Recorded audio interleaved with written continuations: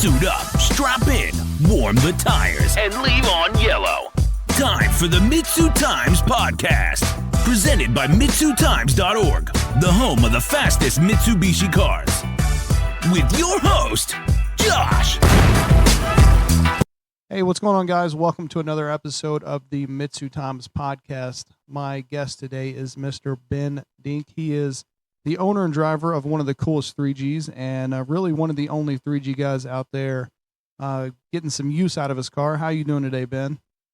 Good. How's it going, Josh? I am great, man. I got to say, I got to start off with a big thank you for, representing the 3G community as well as you do, going out there racing it, and you not just one type of racing. You're doing a little bit of everything and showing the potential of the car. I really appreciate that. Yeah, of course, man. Thanks for having me on. Well, let's go ahead and dive right into it. Tell me a little bit about your car. Yeah, so it's a 6075, as you mentioned. Right now, it's just a stock 3.8 liter 6075 Maybach out of a 4th gen Eclipse. I had been running a forged 4-liter version of that, but that bit the dust earlier this summer. So temporarily, I'm just running a 3.8 until the replacement motor gets built for that one, which should be fairly soon. Probably get dunked in sometime in the spring, and then I'll be running it next summer. But beyond the engine, it's got a transmission with a Quaife limited slip differential. I've got your basic other mods like BC coilovers, suspension technique sway bar, lots of urethane bushings. The exhaust is fully custom. It's a set of equal length log tube headers from Silvertune, and then a modified NVIDIA exhaust behind that. I've got Evo 9 brakes and Evo 9 front seats, and just a bunch of other supporting things like a nice radiator and a few other minor things here and there. I love the setup. Let's talk about how you get a 67.5 to that 4-liter. I mean, we already think of the 67.5 as the big block Mitsubishi, as my buddy Sean would say. So how do we get to a 4-liter? Yeah, it's just a 2 millimeter overbore. So you just open it up from a 95 millimeter to a 97. And you said to get those pistons for that 2 mil overbore, we could custom order them. You've done it before? Yeah, they're custom ordered piston. I think the ones that were in my initial engine that just blew up on me, I think those are from CP. The ones that I've got this time around are from JE. Okay. And I think we need to highlight, like you said, Silvertune Performance, because pretty much all the 3Gs at the top of the list have his hand in them somewhere. He ends up touching them one way or another. Yeah. So he's helped me a lot with this build. Good deal. So Ben, what is it that got you into the 3G platform? So I actually started out with the Stratus, and when I was like 15 or 16 years old looking for a car, like growing up, my favorite car had always been the Viper. And there was one day I was heading to school, and I saw this car drive by, and it was a red Stratus coupe, and it was the facelifted, the 2GB version of it. And the headlights on that one they're black housing, and they kind of, a little bit if you squint, they kind of look like a Viper headlight. And, being a red 2-door Dodge with Viper-esque headlights was the closest I could possibly get to that as a 16-year-old. So I went and bought a Stratus coupe, and it was a 2.4 liter 4G64. And that was really my first real car. I had that for about a year, and then I was just sitting at an intersection and got hit from behind by a truck. And the insurance payout from that one allowed me to buy the V6 version of the car. So I had the RT Stratus. And that was the first car that I really kind of modified. Just basic stuff, like I did the Evo Brembos on it.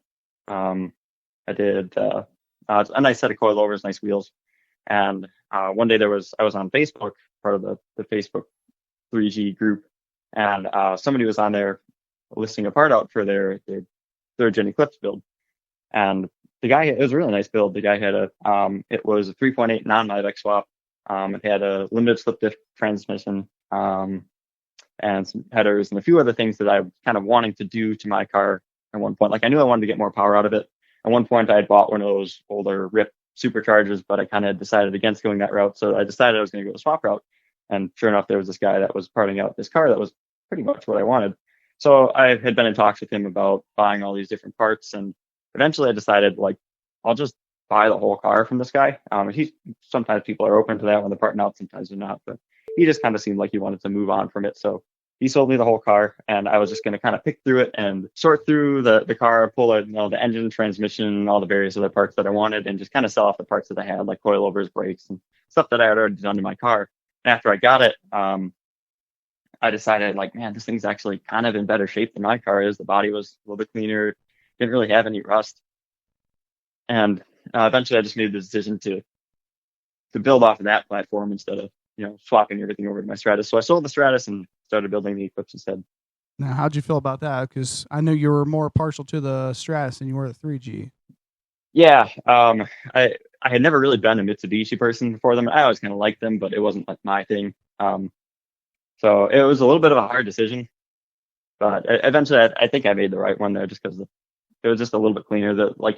I knew I was going to be able to keep the car for a lot longer because there weren't any signs of decay. Like on the third gens and Stratus Coupes, they always have a problem with the truck towers in the engine bay. They always rust out there. Yeah, same thing. Okay. Well, I love when people combine the two cars because I think the 3G looks so good with those Stratus doors that don't have the ribs. Yeah, I've seen a few people doing that. I've thought about doing it myself. I may at some point, but instead of the ribs on the doors, the Stratuses have that like bar that goes down the middle of it, so you don't get door dings on it.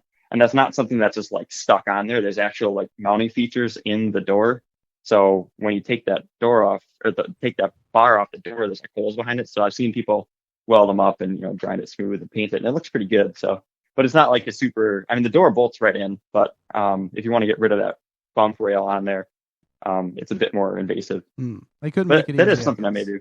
Yeah, it could have been real easy, but I should have just not put that stupid bar in there in the first place. But so Ben, you've been around this platform for a while. I want to talk about why there are so few 3Gs being built for performance and why 3G owners aren't getting out there and racing them, because it seems to me and people on the outside that the potential for performance is there. Yeah, it is. It isn't. The obvious quick and easy reason for why people don't build a ton of these things is there's no good aftermarket options for forced induction. So if you want to make power, you're kind of on your own. You got to do it yourself. You can't make a kit for it. But I think the main reason a lot of them don't get built is because they're such cheap cars.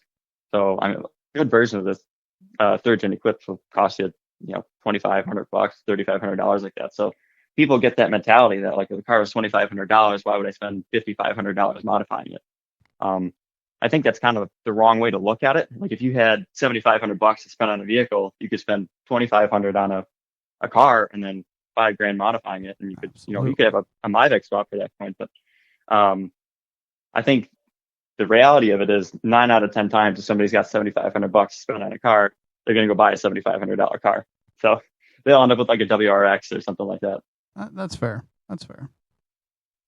I just see we learn through time, right, that the 2G rear subframe just bolts right in. Obviously a 67.5 is not too far of a near bolt-in thing. Yeah. So it's like, wow, man, you got all these really cool parts, and then, the community as a whole seems to be more into the show car than into performance, which is fine. It's just a little bit strange when, stuff like that's out there. But I understand it's also expensive. I think it just comes down to money, because a lot of the time people that are buying, $2,500 cars, people that have $2,500 to spend on the car, they don't have the money to go buy a GSX rear end or a 67.5 and drop that in. So that's fair. I kind of understand it. So Ben, you talked about picking this car up as it was being parted out. So, that leads me to believe maybe the condition of the car was questionable. Tell me about this car when you picked it up. No, it was actually great. It was one of the better builds on Club 3G. Actually, it took a while for it to feel like it was my car. It was a really well done build, really well maintained. So it wasn't until I did the first engine swap, I swapped out the non-MyVic with the MyVic version of the motor, and that it started to kind of feel like it was mine. Yeah. But no, it was super nice. I said the guy was parting it out, but he hadn't actually parted it out yet. He was waiting to see if he could get people to buy some of the bigger ticket items before he would actually start to let it go. And I was able to swoop in and get the whole thing before he started selling off bits and pieces. Well, I guess I can understand that because, like you said, somebody's somebody who's looking to get into the 3G platform is probably not looking to spend a whole lot of money. So that logic checks out. Mm-hmm. So when you first picked this car up and it was already very well built and well maintained, and it was a nice car, what did you have any goals in mind as you drove it away? Yeah, I was going to enjoy it for a while, just as it is, and then I was going to do all the things that everybody else says they're going to do to these cars, like the all-wheel drive and the turbo and stuff like that. And I think after I did the first, like the Mavic swap initially, and I really liked the performance game that came with that. I figured I'd just try that a little bit longer. But I had a couple of the friends that had turbo versions of these cars, or they turbocharged them, and it was cool. Like they were a lot faster than my car and fun to drive, but they were always broken for one reason or another. Like nobody was ever just driving these things around. Like it was always an event to get it up and go drive it and take it somewhere. And I like driving the car too much to have it be down all the time or not as accessible to just get in and just drive whenever I feel like it. So I kind of decided I wanted to just leave it NA and make it as accessible to drive as possible. That makes sense, because you can just go out to a garage and drive it whenever you want. You ain't got to worry about if it works or being down, nothing like that.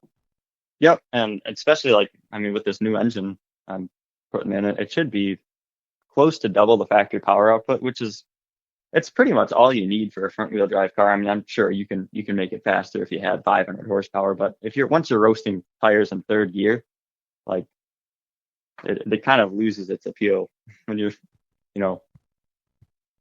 roll racing cars. And go ahead. I would imagine that torque steer is pretty bad too. It's actually not terrible once you get a diff in it. They're pretty well sorted. Okay, good deal. So Ben, you think looking back on it, you thinking about that day that you went to go pick it up? Would you do this build all over again? Yeah, I wouldn't change the way I'm doing it right now. And like I said, I haven't done a lot since I've done a handful of engine swaps. The transmission's been rebuilt. Changed the suspension, but beyond that, it's pretty much the way that it was when I got it, and I don't think I would change that again. I have thought about if I could do it, if I had to start from scratch all over again, I probably would do a turbo build on a 3-liter and just go and make that 350, 380 wheel horsepower and have fun with it there. Yeah. So that's that. I don't think you're going to be harming the longevity too bad at those power levels.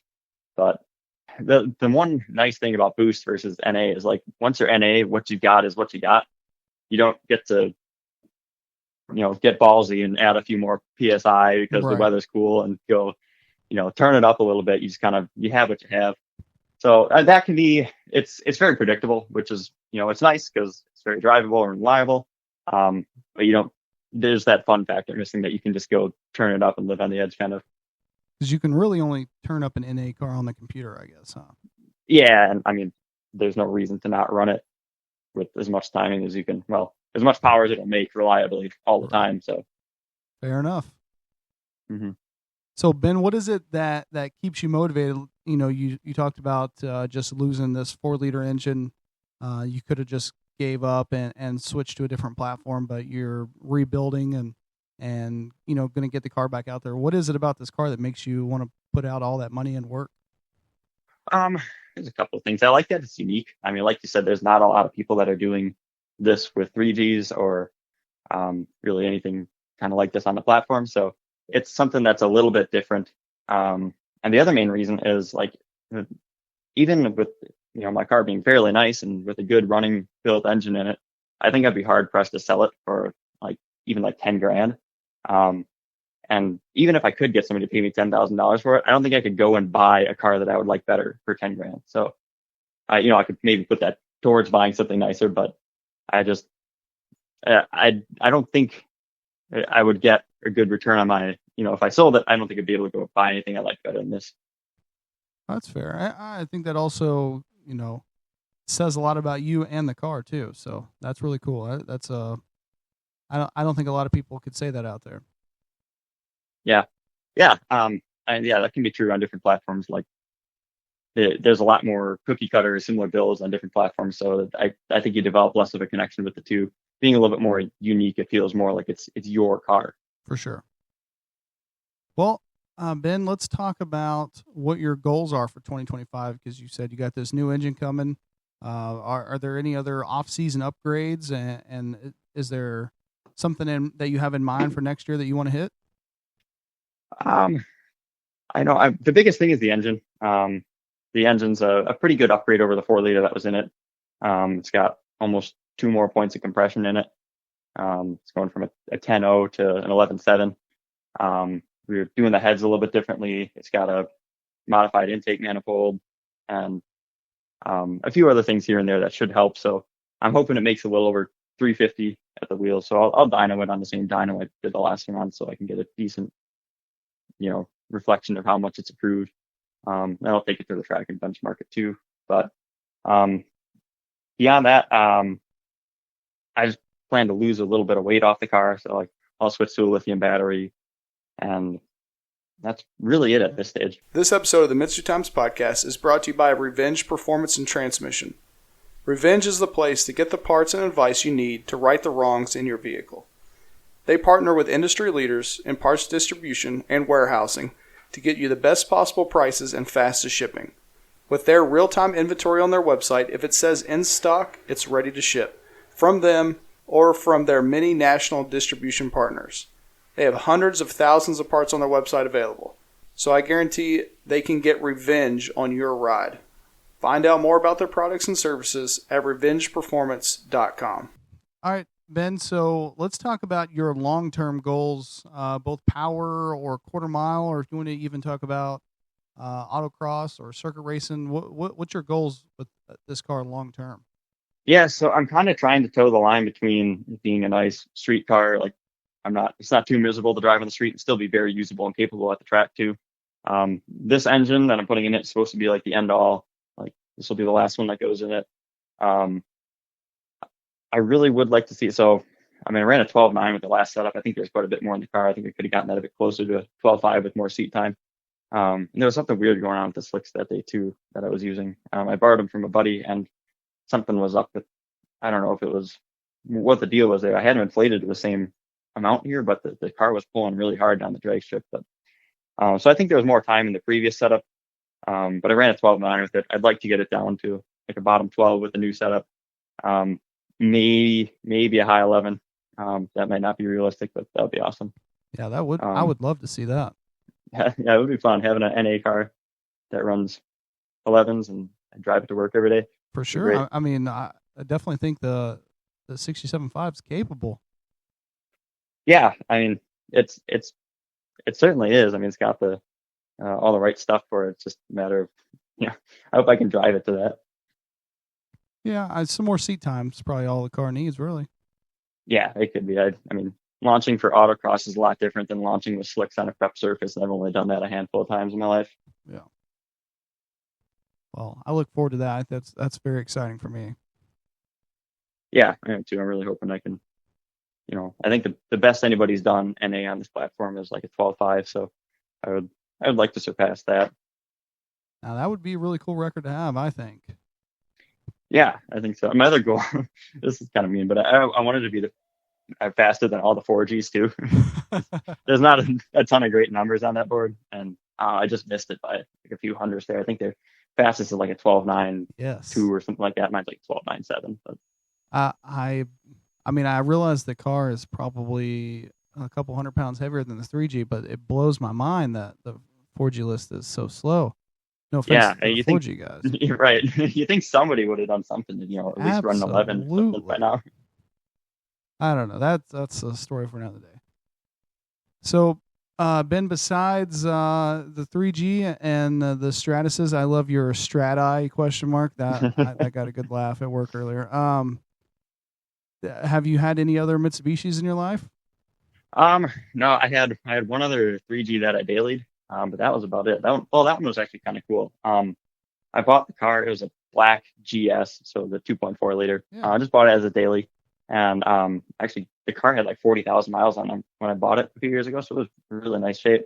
I got a good deal on it because the one of the bolts for the lower control arm had snapped off, and the guy went to drill it out, and he broke off an easy out in there. So that was a real pain to get out. But eventually I got it, and it was a pretty nice car for what I paid for it with the mileage it had. But I felt bad driving it through the winter because it was totally rust free and in really good shape. And I live up in Wisconsin, so they salt the roads and things get rusty. So I was like, I just can't do this car. So I sold it off and got something different.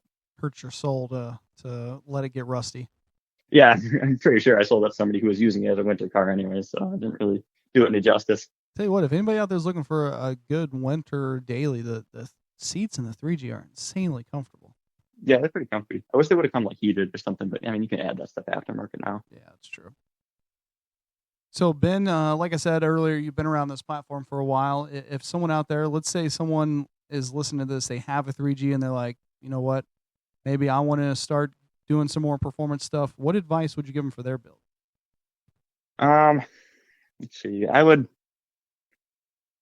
you got to be realistic with your goals here. And look at what your budget, what you're going to spend on this thing. If you're trying to make, and the cars make like 170 wheel horsepower stock. So if you're trying to make somewhere close to like, 250, 300, you've got a V6 car. The swap is the best way to do it.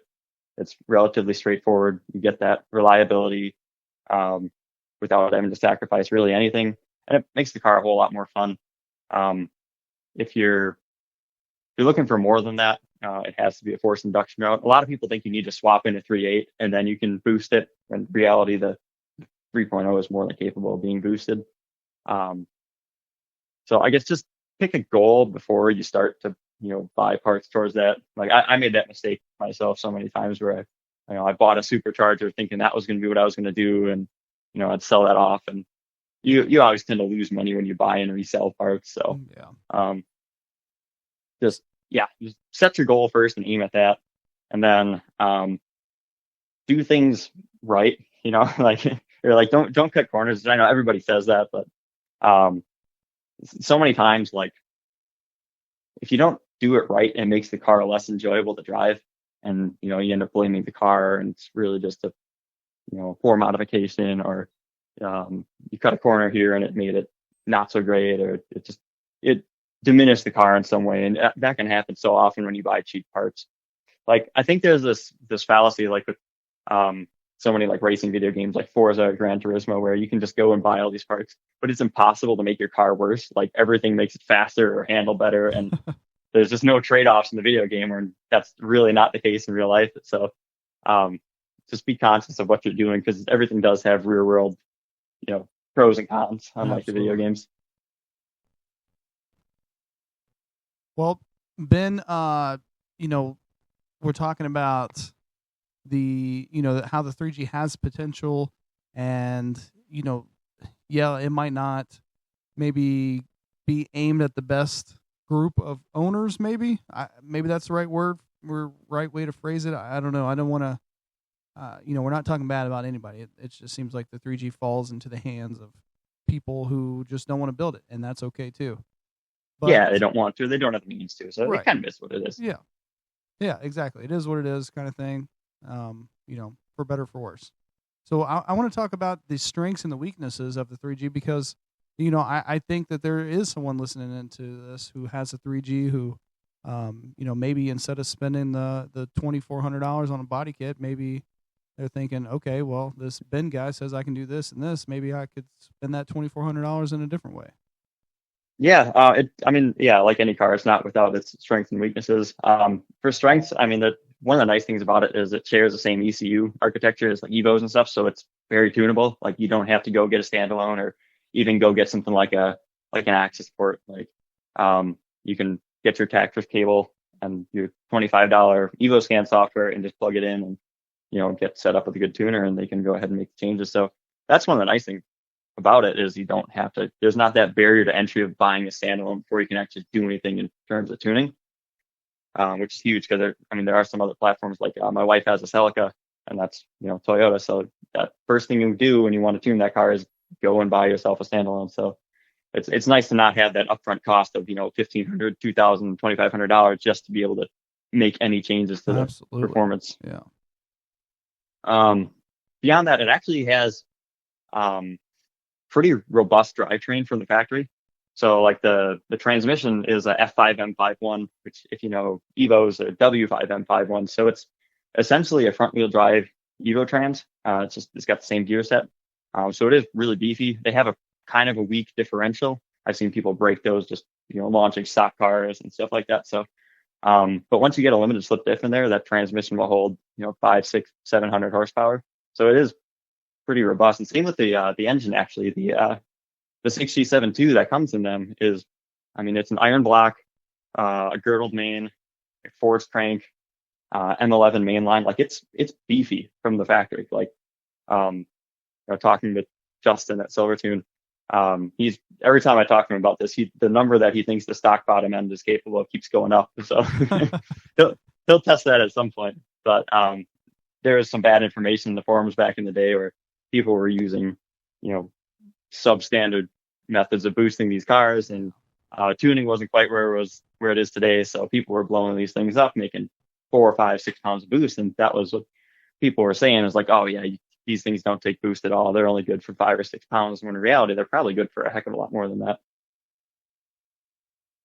Even the auto trans seems like the guys who are running the 67.5 Mirages, they're using the 3G front wheel drive auto trans, and they seem to be just as strong as an ox.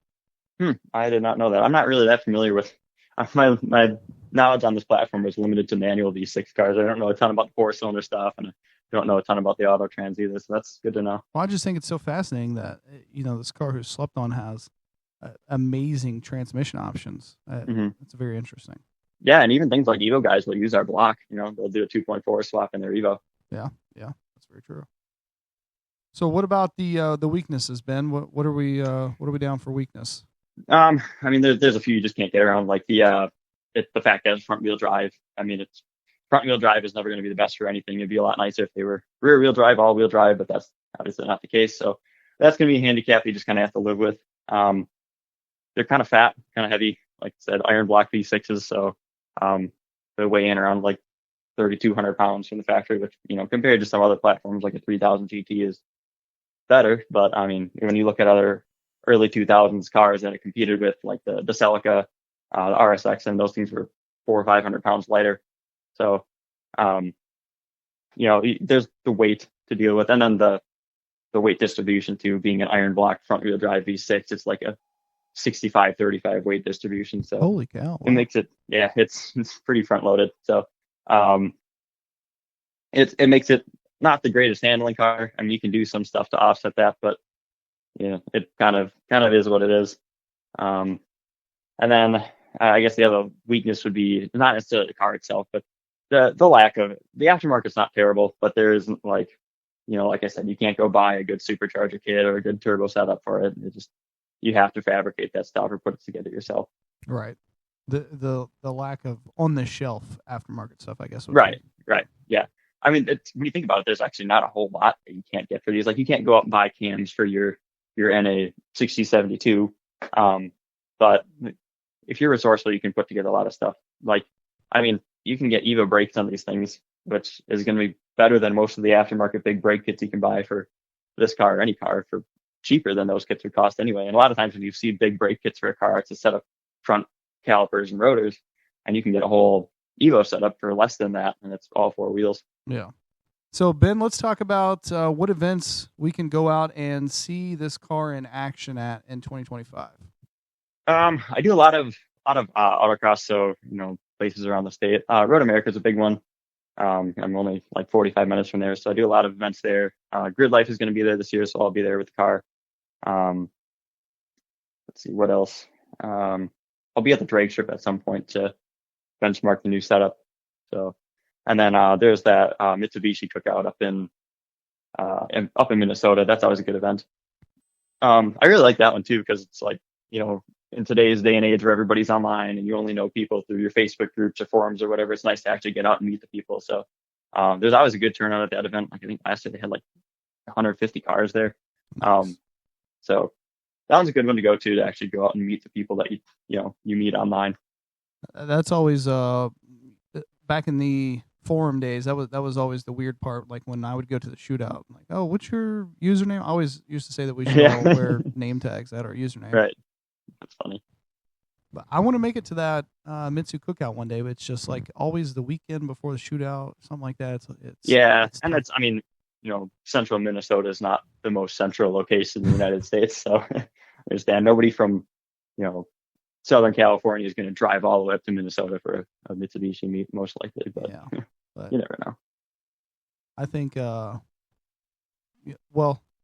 got Harley. He lives in Michigan now, and he's part of the MitsuTimes family. We owe it to you guys to come out there and at least cover that event one of these days. Yeah, that'd be really cool.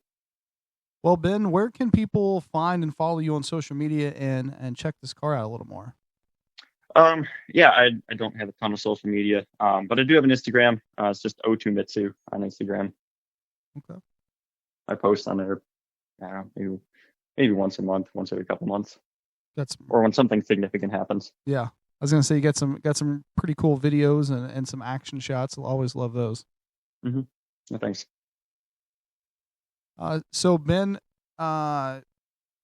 at the end, I always give people a chance to give a thanks or shout out to anybody who's helped them get where they are, help their car get where it is. Is there anybody that you want to give a thanks or a shout out to?